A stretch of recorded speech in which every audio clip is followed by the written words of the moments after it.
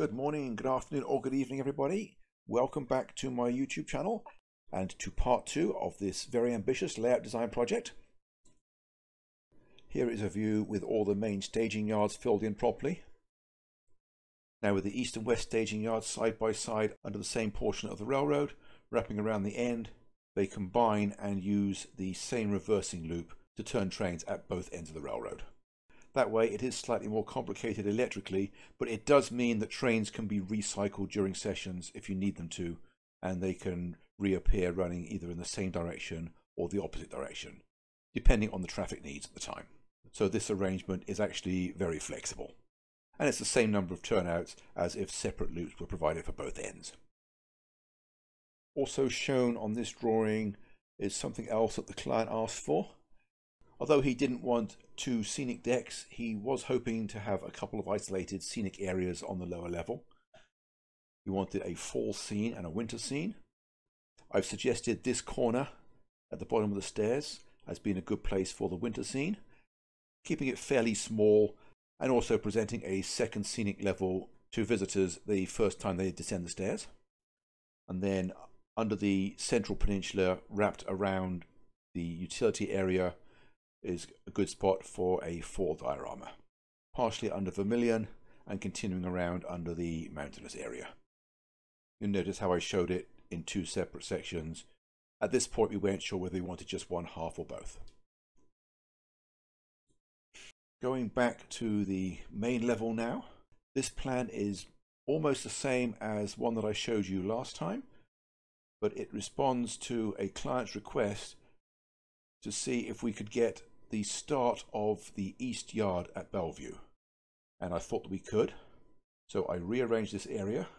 I squeezed the scenery at West Cresson down to the absolute minimum, giving us a few more inches around this curve, and in addition to the yard lead extending under the road bridge, we've got the start of 3 other yard tracks as well, and all 4 of those tracks run the full length of the peninsula. So we now have a reasonable representation of the east yard at Bellevue as well.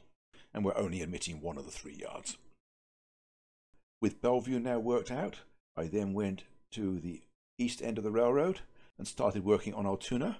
And I'm actually quite happy with the way this turned out. I got a lot closer to the prototype than either I or the client thought we would. Even so, it is very much condensed. Although we had an area approximately 60 feet by 3, which is about a scale mile in length, the real Altoona yard is about 5 miles long, so we would have needed about 300 feet of length, and probably also about 12 to 15 feet of width as well. But nevertheless, all the important elements are included, even though most of them are very much condensed. I'm not going to try to describe each part individually, but feel free to compare this and other areas of the railroad with the satellite photographs if you want to see for yourself if you think I came close or not. Anyway, at this point there are still 3 more areas to work on. There's Vermilion, Kemper Park and the mine. I decided to do the mine next. The original idea was to try to build the flood loader around the support column, which was very much in the way, probably in one of the worst locations it could possibly have been. Although that really didn't work very well, we decided that we could build a transfer house around it, which basically is just an intersection where all the conveyors come together. And it's a fairly tall, skinny building. And then we've just got to find a way to justify it being between the 2 tracks. Here we can see the flood loader moved to the end of the lobe. Now the outer loop is just long enough for a 30-car coal drag, assuming 50-foot cars and 3 locomotives. The inner track is a little on the short side to have a full coal drag staged here at the start of a session. So I put in a few car repair tracks, figuring that we could actually use that for operations and have a few cars waiting there to be added to the train. There was a few things that the client didn't really like about this, so we went into another variation of it. So this was the first version of the mine that I drew. Here is the second. At this point we've decided to abandon the circular concrete flood loader and go with a rectangular steel one instead. The client preferred those, so here it is, and we've moved it right to the end. trains will run clockwise around the loop, and the whole train can be in the mine area prior to loading. And the client wants to make it work, so we can actually load a train. We'll probably only load one train per operating session, but we've already talked about there being the facilities to have a second train originated from the mine. We've decided that the inner track is going to run around by a retaining wall and will be serviced by front-end loaders. So there's now two contrasting methods of loading coal trains at the same mine. This was a feature that the client was hoping for and wasn't sure if we'd be able to arrange it. In this view, I just started filling in some of the details in Vermilion. Actually, the client sent me a freehand sketch showing the features that he would like to include, and I have all of them here. In fact, at this end of the town, I managed to make a better job of the nickel plate line running through town. Both tracks ran through and were connected at the west end of town, although that is out of the model portion. And there was no room to model the automotive plant off to the east either, so that had to be skipped altogether. Here is the full layout once more, as it was at this stage in the process. And just out of interest, I superimposed this red rectangle over the top of it. That is the size of my workshop. I told you it was both longer and wider. So that gives you an idea of just how big this railroad really is. It doesn't really affect the design since I'm not going to be building it. I just thought it'd be interesting to share with my viewers. Here is the same view with the elevations filled in. We had discussed elevations at several points during the process, and the client decided that he wanted the yards at or close to 45 inches. And we were able to get all the yards at that elevation thanks to the lengthy time-wasting loop around the utility area in the center of the railroad. The main line grade up from Altoona through Horseshoe Curve to Cresson is about 2.2%, giving us 15 inches of rise, so a very satisfactory summit of 60 inches. And other than that, the ruling grade is 1.6%. So trains will receive helpers at Altoona, climb to Cresson, and everywhere that trains are expected to run without helpers, the grade is limited to 1.6%. Including the uphill track of the helixes, which are slightly larger in diameter than I normally put in to allow for the lower grade. The inner track of the one helix is steeper than that, but that is a downhill track only. Both helixes are arranged so that trains can climb the outer track, which is a slightly lower grade. Here are the elevations for the middle level. There's two numbers here because it can be anywhere in that range. This drawing also shows another diorama on the Wheeling and Lake Erie, where that branch line passes through some open scenery on its way to staging.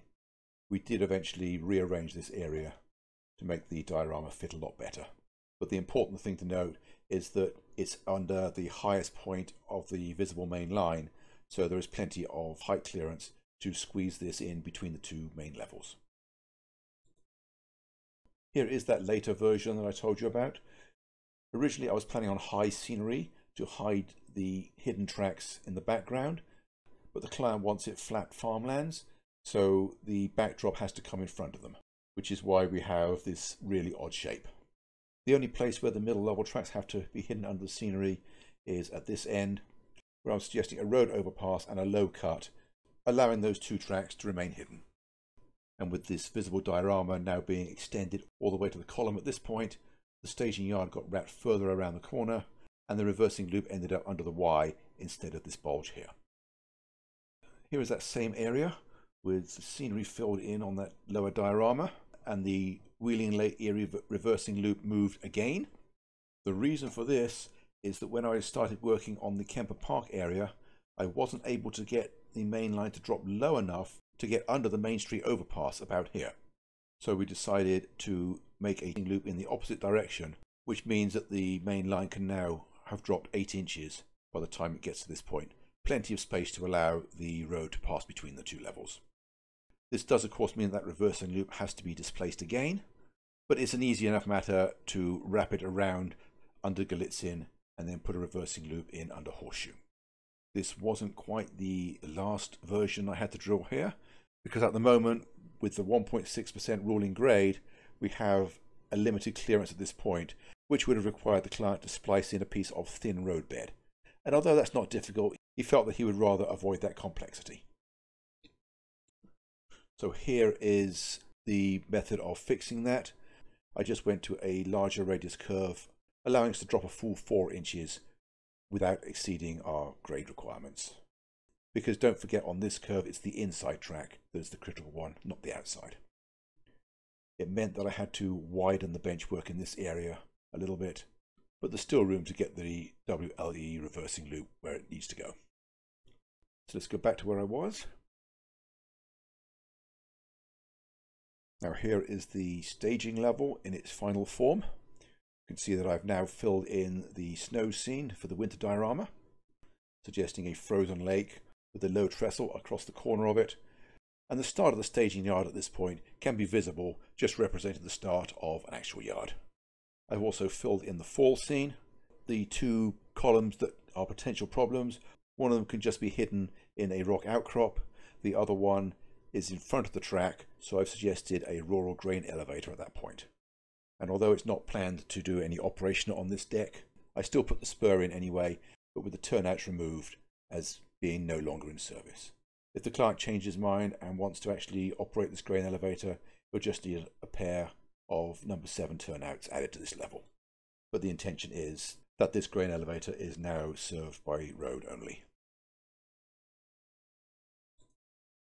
At this point, the whole railroad had pretty much reached its final form, and I started filling in all the small details and scenery suggestions from the Altoona end. This view shows about half the layout done, all the way through Altoona, Horseshoe Curve, Galitzin, Cresson, and the Tunnel District. And yes, I know there's no prototype tunnel just west of Cresson, but as I've already mentioned, we had a couple of support columns to hide. And if you recall, much earlier, I mentioned that we added a pair of crossovers and an industrial spur at West Cresson, so that can be an operating area. Something that the client had asked for originally, if he couldn't get industry at West Cresson, could he have the Cassandra overlook instead? And here it is, we have both, along with a short section of the river that's there. I can't remember the name of it, it's the Little Something River. But feel free to go onto Google Maps and compare the area with the prototype if you want to. Now, at this point, the plan was to have 2 short tunnels, although the client suggested daylighting this first tunnel, and it turned out to be a really good idea. As the support column is behind the track, we can just put a deep cut here instead, and it would still hide it fairly well.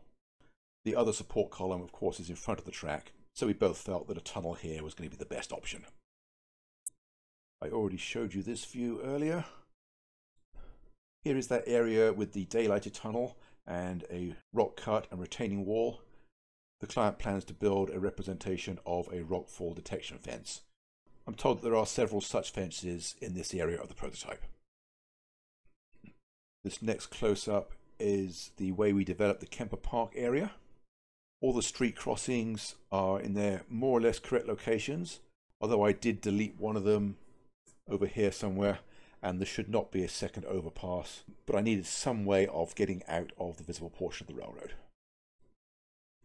Also, there are no really tall structures in this area, although we need 3 to hide corners of the backdrop, which would otherwise be in the way.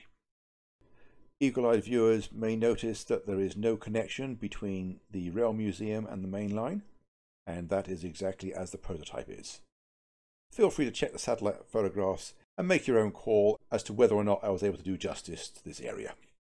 The customer said that I made a really good job of making it obviously Kemper Park as opposed to any generic town, so that is good enough for me. And that was one of the last areas to be filled in on the railroad. So let's show the finished versions of all the levels. Here is the staging level once more, a clean version of it. Here is the mezzanine level. These 2 additional staging tracks wrapping around under the backdrop are for storing grain trains, serving the main grain elevator for Bunge Foods. And here is the upper deck in all its glory. Feel free to pause and look at the detail for as long as you want to. I'm going to end this video and sign off now. I hope you've enjoyed this 2-part layout design presentation, and found something of interest. Just because it's a huge layout doesn't mean to say that it's only useful for people with huge spaces. There are several areas of this railroad that could easily be adapted into a much smaller layout in their own rights. So with that said, I am going to sign off here, say goodbye. Hope to see you next time. Thanks for watching, and bye for now.